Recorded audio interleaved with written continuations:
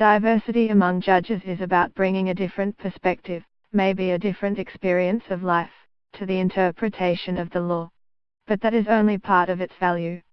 There is a performative aspect to the court system too. It needs to be an active demonstration of the impartial application of the law that is underscored by the way judges are drawn from among all the country's citizens.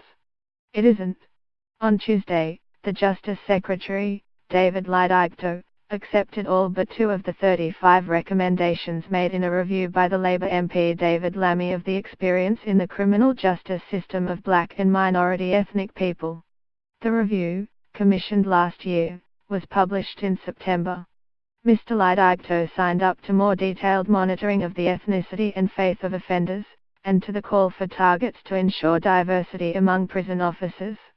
He accepted that a system that locks up a proportionately greater number of BAME citizens than in the US but is run largely by white people is unacceptable. He rejected just 2 proposals. One related to ending the way that convictions for relatively minor offenses can linger destructively for the job prospects of ex-offenders. A third of those on job seekers allowance have a criminal conviction, though the Supreme Court may resolve this anyway in the coming months. The second recommendation was the big one, that by 2025 the number of judges should be proportionate to the size of the UK's BAME population, about 14%.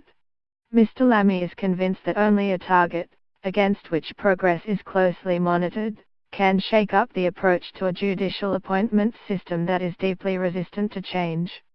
He warns that a failure to reform will dangerously undermine trust in a system where it is already eroding.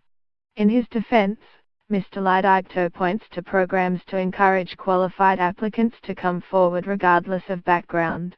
He insists that appointments are made on merit alone. But the figures cast doubt on his claim. Last year, 12% of the applications to the Circuit Court, 20 people, came from BAME candidates. Just 2 were appointed. Of the 149 white applicants, 38 were appointed, 95% of all the new circuit judges.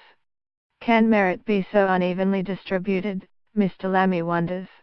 In the last 3 years, the proportion of BAME judges in the higher courts has crept up from 6% to 7%. It would have to be double that to reflect the wider population. No wonder Mr. Lammy is demanding a much more determined push.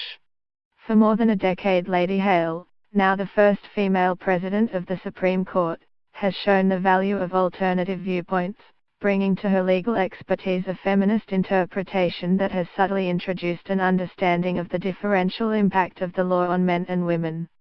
It is easy to imagine how the perspective of a critical mass of non-white judges could reshape the way the courts think. Like Mr. Lammy, Lady Hale questions whether the narrow definition of merit, based on the traditional successful barrister's career, is really the only model for the good judge.